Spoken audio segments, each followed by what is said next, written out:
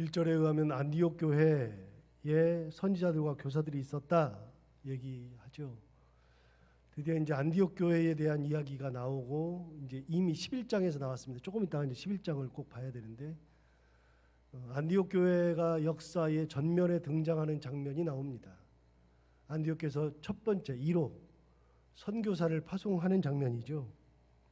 그 안디옥 교회에 선지자들도 있었고 교사들도 있었다. 이제 그 사람들에 대한 이야기, 그리고 그들이 어떻게 선교사가 되었는지, 하나님에게 어떻게 쓰임 받는 교회가 되었는지 그런 이야기를 합니다. 여러분, 안디옥 교회는 신약 시대의 가장 중요한 교회라 그랬죠. 구약이 예루살렘 중심이었다 그러면 신약은 안디옥 중심이고요. 신약 성경의 예루살렘 교회는 그렇게 큰 영향력이 없습니다. 사실은 예루살렘 교회는 어떤 일이 있었냐면 큰 흉년이 들게 되었다 그랬을 때 이미 안디옥 교회에서 헌금을 해서, 그때 당시에 안디옥 교회가 컸습니다. 커가지고 헌금을 해가지고 그 헌금을 가지고 안디옥 교회에 부조하는 일이 있었습니다. 어디 나오냐면 11절에 나오거든요. 그러면 11장에 나오거든요. 11장 한번 볼까요? 11장 27절. 11장 27절에 보면 그때의 선지자들이 예루살렘에서 안디옥에 이르렀어요. 예루살렘으로부터 안디옥에 이르렀는데 28절, 그 중에 아가보라 하는 한 사람이 일어나 성령으로 말하되 천하에 큰 흉년이 들리라 하더니 글라우디오 때에 그렇게 되니라. 그러니까 큰 흉년이 일어난다고 아가보라고 하는 한 사람이 예언했는데 실제로 글라우디오 황제 때에 그런 일이 일어났다 하는 얘기입니다. 그런데 29절에 가면 이렇게 돼 있어요. 제자들이 각각 그 힘대로 유대에 사는 형제들에게 부조를 보내기로 작정해요. 그래서 부조를 보내야 되겠다. 흉년이 들었으니 돈을 보내야 되겠다. 그래서 부조를 보내기로 작정하고 30절, 이를 실행하여 바나바와 사울의 손으로 장로들에게 보내니라.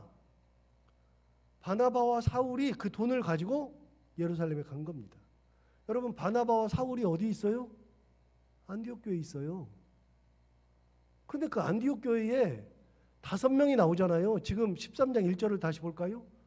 13장 1절을 다시 보시면 안디옥 교회에 선지자들과 교사들이 있으니, 그래서 이제 지금도 5명이 나와요. 첫 번째 바나바, 두 번째 니게르라 하는 시므온, 세 번째 구레네 사람 루기오, 네 번째 분봉왕 헤롯의 젖동생 마나엔, 그리고 사울이라.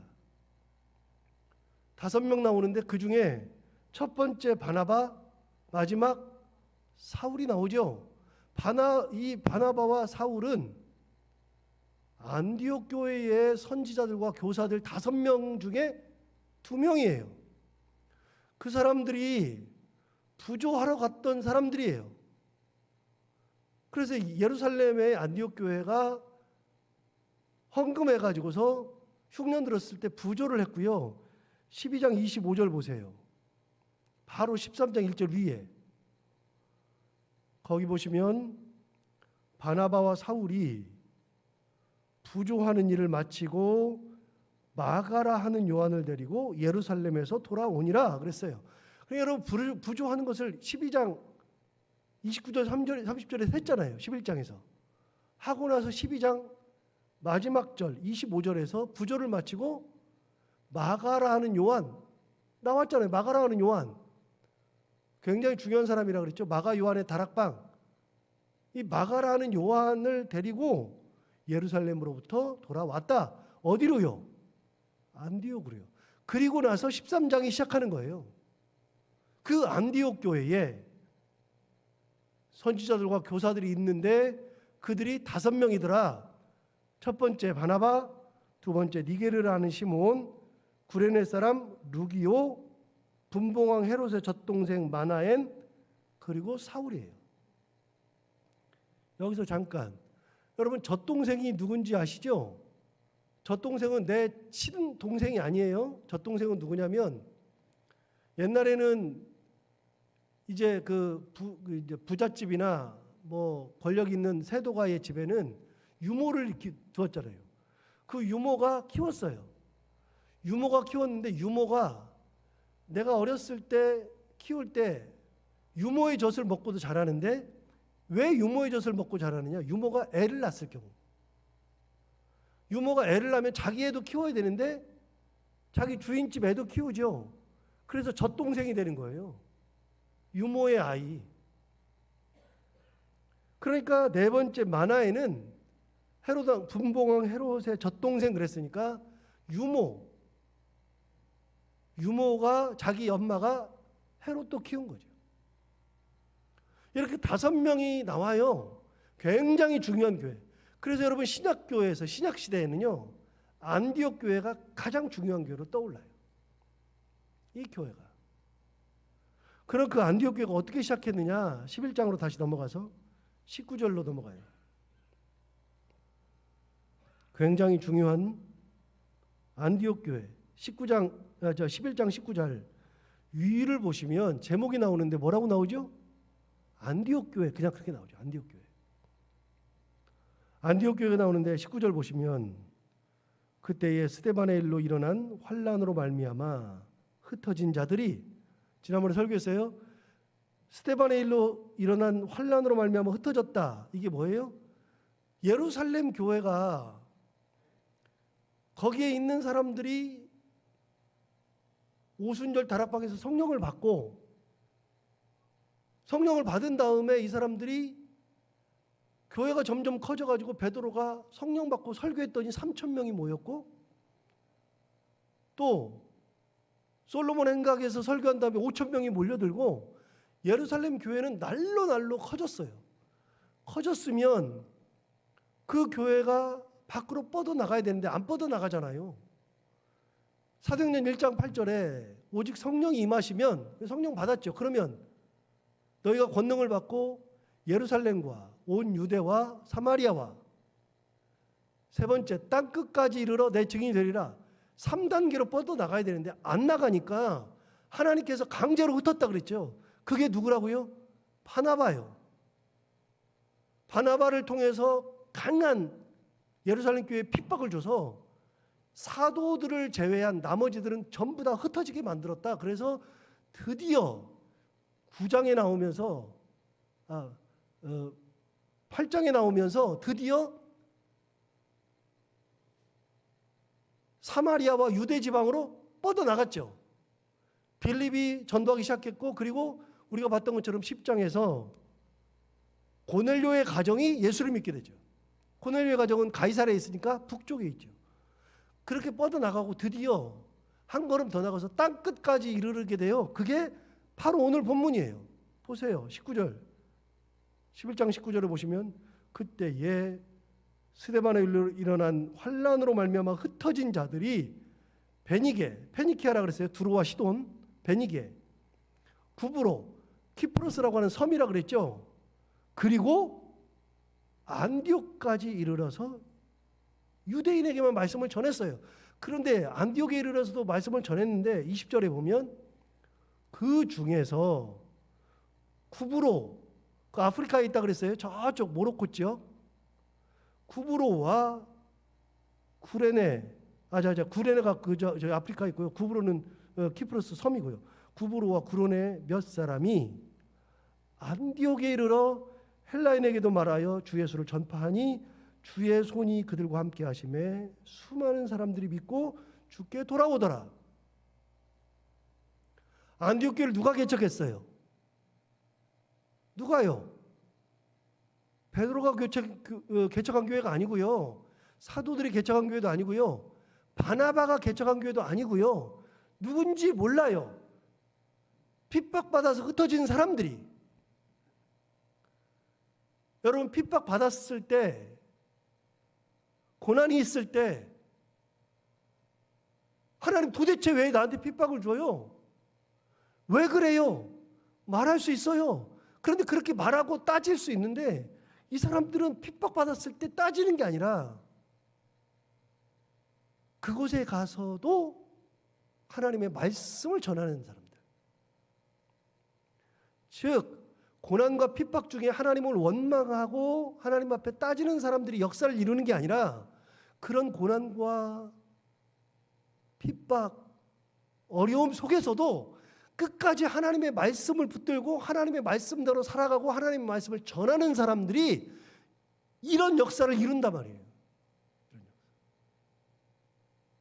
우리는 모두 다 고난도 있고 핍박도 있고 다 있어요. 있을 수밖에 없어요. 있는데 그런 가운데서 힘들고 괴로울 때 그런 가운데서 좌절하고 원망하고 불만하는 것이 아니라 그런 가운데도 끝까지 하나님을 붙들고 있을 때 하나님의 역사가 일어난단 말이죠. 다시요. 안디옥 교회 누가 개척했어요? 베드로가요? 요한이요? 그 다음에 안디옥 교회에 아까 5명 나왔는데 5명 중에 바나바가 1번으로 나왔으니까 바나바가 당시에 담임 목사예요. 가장 중요한 사람이에요. 바나바가. 그럼 바나바가 개척했어요? 아니요. 이름도 없고 출신도 모르고 아무것도 모르는 사람이 개척해 놓은 거예요. 그런데 놀랍게도 그들이 말씀을 전했을 때 11장 21절에 뭐라고 되어 있느냐면 주의 손이 그들과 함께 하시며 수많은 사람들이 믿고 주께 돌아오더라. 그런데 놀랍게 이 사람들이 전도한 사람들은 이름이 안 나오는데 그 사람들이 전도를 했는데 놀랍게 수많은 사람들이 믿고 주께 돌아왔어요. 왔는데 그렇게 수고한 사람들의 이름은 거명도 안 돼요. 그 사람들이 열심히 했을 텐데 그 사람들이 열심히 했다도 없어요. 그런데 뭐라고 나왔어요? 주의 손이 그들과 함께 계셨더라. 그 모든 역사는 사람들이 열심히 했고 핍박 가운데도 하나님의 말씀을 전했던 사람들의 수고가 있었는데 그 모든 것들보다도 더 중요한 거 하나님의 손이 그들과 함께 계셨더라. 안디옥 교회 누가 개척했어요? 사람들이 했죠. 그런데 안디옥 교회는 하나님께서 개척하신 거예요. 그러면 이 땅에 있는 모든 교회는 전부 다 하나님의 은혜가 하나님의 손이 개척한 거예요. 사람들이 열심히 할 때 여러분 우리의 수고가 어디 있는지 몰라요. 이 사람들이 누군지 몰라요. 그런데 중요한 게 하나 있죠. 이 사람들이 누군지 모르는데 이 사람들이 누군지는 몰라도 하나님은 아신단 말이에요. 사람들이 꼭 알아줘야 돼요? 몰라도요. 하나님이 아셔요. 하나님이. 저 주일이 지나면 우리 개수하시는 분들이 이제 헌금 개수를 하잖아요. 헌금 개수하고서 이제 헌금을 개수한 다음에 제 책상에다가 개수한 것을 이렇게 놓고 가셔요. 그러면 뭐 누가 헌금했고 그걸 제가 다 보죠. 뭐 얼마 했고도 다 보고 무슨 헌금했고 그럼 우리 성도들이 어떤 마음으로 헌금하는지를 제가 다 알아요. 아 이분은 이런 마음으로 헌금했구나. 그러니까 제가 그 헌금 개수한 거를 놓고 나서 그걸 가지고서 매주 한 2시 반쯤 사무실에 들어와서 2시 반이나 3시쯤 들어와서 그걸 쭉 보면서 이렇게 헌금 봉투가 있으면 헌금 봉투 한 장 한 장 넘겨가면서 기도해요. 하나님 앞에. 하나님 아버지 이런 마음으로 헌금했습니다. 그러면서 헌금 봉투 놓고서 기도해요. 그리고 헌금 이렇게 쭉 다 써놓으면 그걸 놓고서 이렇게 기도한다고요. 한 명 한 명. 기도하는데 그중에 무명으로 헌금하시는 분들이 있어요.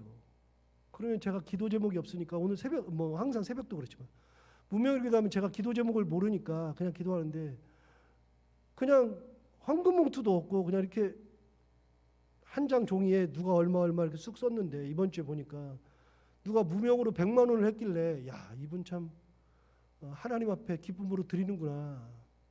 그래가지고 제가 그걸 보고 나서 아 하나님이 이분의 마음을 받으시겠지. 그래서 하나님 이분 이렇게 헌금했는데 하나님께서 기억해 주옵소서. 그러고 나서 이제 기도하고 난 다음에 헌금 봉투를 한 장, 2장 넘기는데 넘기면서 보니까 그 무명 헌금하신 분이 누군지는 모르는데 우리 바로 여기 위에 있는 유아실에 에어컨을 교체해달라고 목적 헌금을 한 거예요. 저도 저걸 바꿔야 되겠다는 생각을 항상 하고 살았는데, 제가 지금도 항상 걱정 중에 하나가, 우리가 지금 에어컨하고 온풍기를 쓰고 있는데 이게 지하에서 있다 보니까 이 동파이프가 지나가야 되는데 동파이프가 어디로 빠지는지를 모르겠는 거예요. 그래서 이게 만약 고장나면 이걸 동파이프를 어떻게 교체해야 되나, 이거 돈 주고서 교체는 하는데 동파이프를 어떻게 교체해야 되나, 이게 가장 큰 걱정이에요 항상. 그런데 유아실도 바꾸려고 몇 번 하다가 동파이프를 어떻게 끄집어내나, 그것 때문에 못하고 있었거든요. 근데 그분은 보니까 이렇게 낡아요. 이거 있는 것처럼 굉장히 낡은 거예요. 제 생각에 한 15년 된 것 같아요. 교체하고 싶어도 못하고 있었는데 그분이 딱 마음을 보니까 다 똑같은 마음이구나. 아이들이 있는데 교체해줘야 되는데, 그래서 교체해줘야 되겠다 이 생각이 들죠. 누군지 몰라요. 저도 몰라요. 중요한 게 있어요. 다 모르는데요, 하나님이 아셔요. 우리가 헌신하는 거요, 하나님 사랑하는 거요, 아무도 몰라요. 모르는데 하나님은 아셔요. 내 마음을 하나님은 아셔요. 여기에 개척한 사람들이 나오는데요,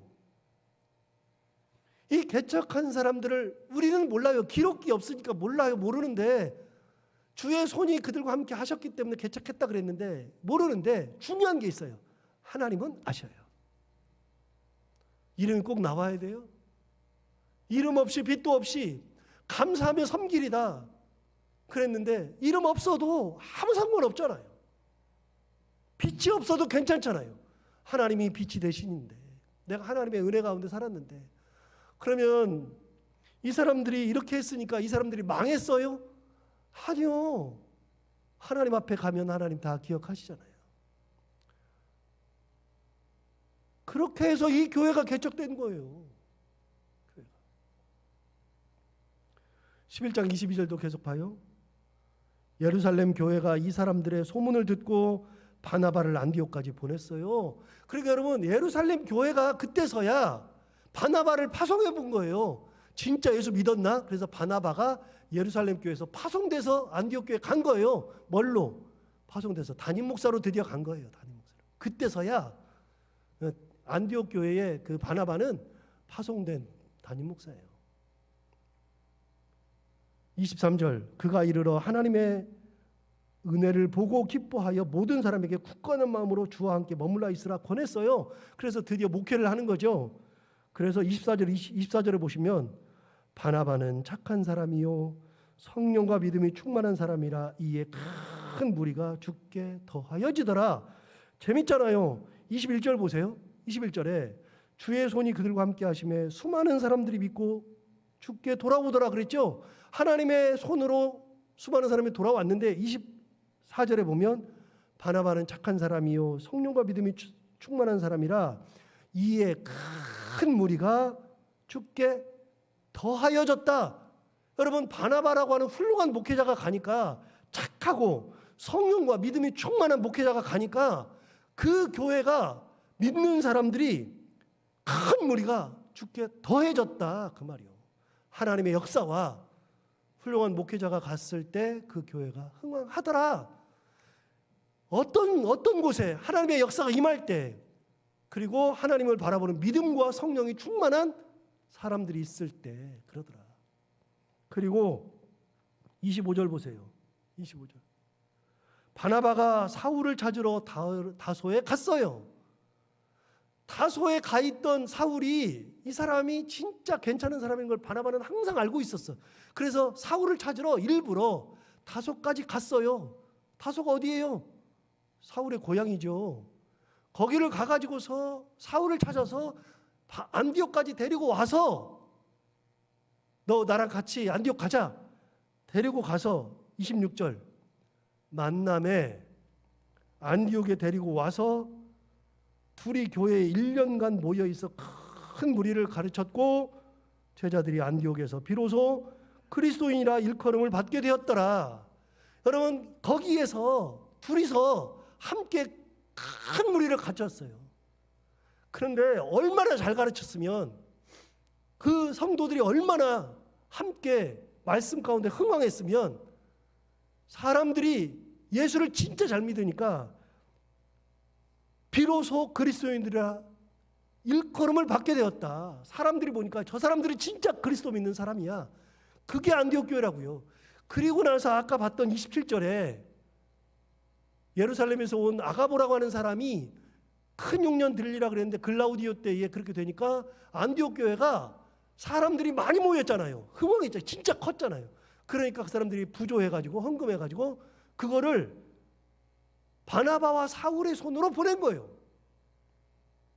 그리고 12장 25절에 부조를 마치고 안디옥으로 돌아온 거예요. 그게 안디옥 교회. 그리고 나서 안디옥 교회를 소개하는데 그 안디옥 교회가 5명의 선지자들과 교사들이 있더라. 5명. 굉장히 중요한 5명. 저도 두 번째, 세 번째, 네 번째는 잘 몰라요. 그런데 첫 번째와 5번째는 알아요. 첫 번째 누구요? 바나바. 5번째 꼬레비 사울.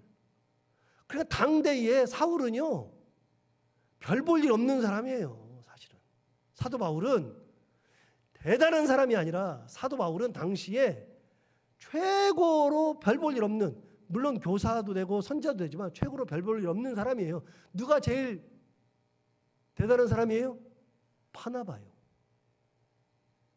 담임 목사하고 맨 마지막이에요. 그런데 13장 2절로 넘어가서 주를 섬겨 금식할 때에 성령이 이르시되 내가 불러 시키는 일을 위하여 바나바와 사울을 따로 세우라. 자, 굉장히 중요한 게 몇 개 나왔어요. 주를 섬겨 금식할 때라 그랬어요. 섬겨 금식한다는 말이 뭐예요? 여러분, 예수 믿으면 다 섬기는 거지 뭐. 섬긴다는 말을 영어 성경으로 찾아보면 예배한다는 뜻이에요. 예배한다. 하나님을 예배하고서 금식까지 하고 있어요. 여러분, 금식이 중요한 게 아니고요, 하나님 앞에 온전한 예배를 드리는 게 중요한 거예요. 금식은 몇 번 말씀드리지만요, 금식은 해도 되고 안 해도 괜찮아요. 해도 되고 안 해도 되고. 구약 성경 할 때 제가 말씀드린 것 중에 하나가, 구약 성경에 금식 진짜 많이 나오죠. 그러면 하나 물어요. 여러분 다 배우신 거예요? 새벽에 다 배우신 거예요. 금식을 하라고 하나님께서 하신 것이 뭐예요? 뭘 금식하라 그랬어요? 하나님이 금식하라고 정해준 게 언제예요? 며칠이나 돼요? 여러분, 하나님께서 금식하라고 정해준 거는요, 딱 하루예요. 언제? 대속죄일 때. 속죄일 때. 대제사장이 1년에 한 번 지성소에 들어가서 이스라엘 백성들의 죄를 다 내놓고 하나님 앞에 회개하면서 기도할 때 온 백성들도 함께 금식하게 한 속죄일 때, 회개일 때, 그때 딱 하루 하나님께서 금식하라 그랬어요. 나머지 금식은 누가 만들었어요? 자기들끼리 만든 거예요. 자기들끼리.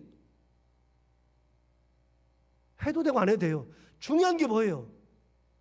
하나님을 온전히 섬기는 것이 중요한 거예요. 예배할 때. 그러면 금식은 언제 해요?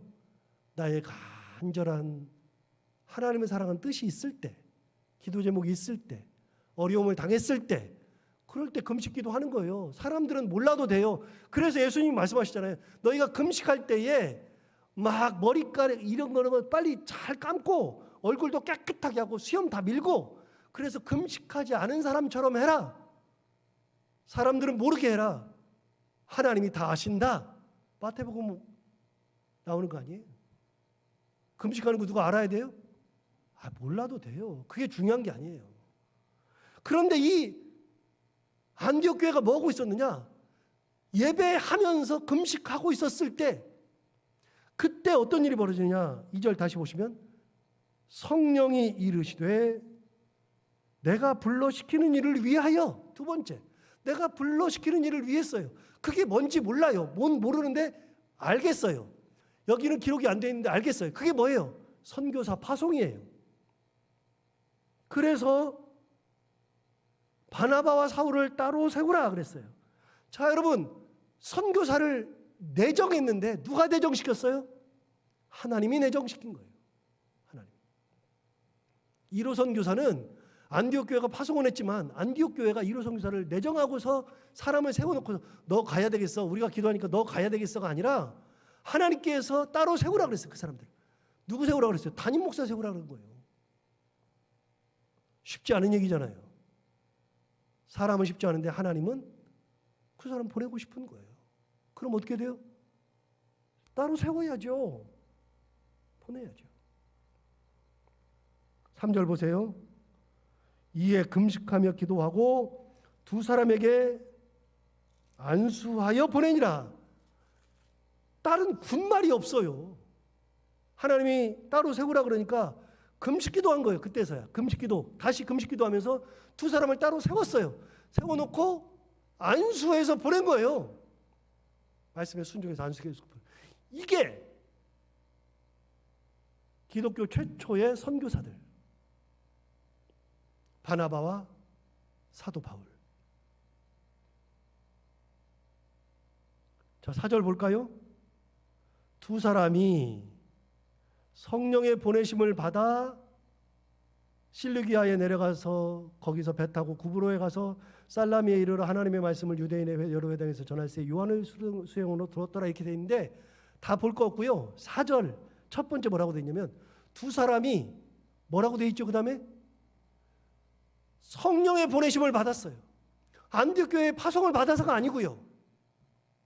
성령의 보내심을 받아. 다시 봐요. 2절 보세요. 2절 보시면 주를 섬겨 금식할 때에 성령이 이르시되, 성령께서 그렇게 말씀하셨어요. 그대로 했어요. 그리고 그들이 가요. 갈 때도 어떻게 하느냐? 4절에 두 사람이 누구 보냄을 받아요? 성령의 보내심을 받아요. 여러분, 누가 일 다 했어요? 성령께서 다 하신 거예요. 다시 앞으로 돌아가요. 앞으로 돌아가서 쫙 앞으로 돌아가서 안디옥 교회를 누가 세웠어요? 주께서 세우신 거예요. 이름도 없이 빛도 없이 누군가를 세웠는데 주께서 세우신 거예요. 여러분, 누가 일하세요? 성령께서 일하셔요. 우리는요, 주를 섬겨 금식할 때, 두 번째 말씀에 순종할 때, 그때 역사가 일어나는 거죠. 여러분, 우리 교회를 비롯해서 여기에 참석하신 분들 모든 교회는 다 하나님의 뜻을 섬기는 교회, 그 뜻대로 살아가는 교회, 성령께서 역사하시는 교회, 은혜가 충만한 교회, 그런 교회를 만들어야 되고 우리의 삶 가운데도 이런 하나님의 은혜가 충만한 하나님의 은혜 가운데 살아가는 모든 분들이 다 되기를 바랍니다. 기도하겠습니다.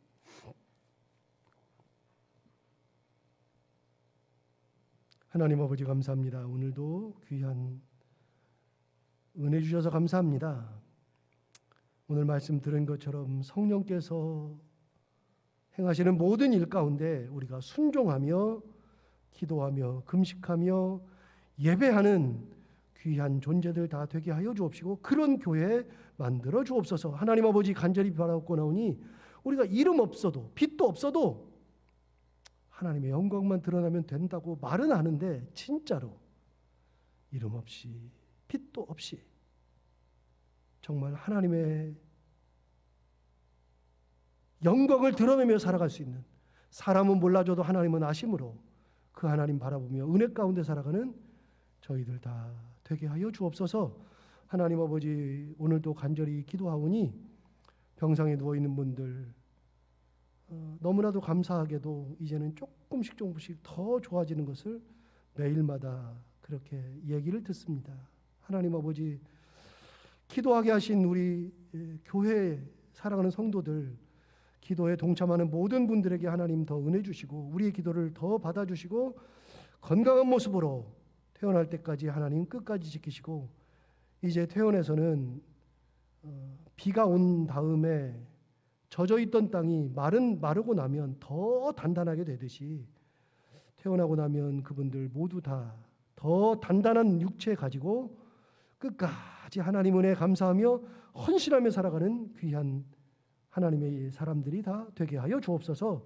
하나님 아버지, 가정을 위해서 기도하고 자녀 위해서 기도하고 여러 가지 기도 제목 가지고 이 자리에 나와서 기도하는 모든 분들의 기도를 들으시고 가정에서 기도하고 있는 모든 분들의 기도를 하나님 다 들어 응답하여 주옵소서. 오늘도 하루를 살아갈 때 이 말씀을 기억하며 살게 하여 주옵시고 해야 되는 것들 기쁨으로 감당하고 만나는 이들과 함께 웃고 행복한 하루가 되게 하여 주옵소서. 예수님 이름으로 기도하옵나이다.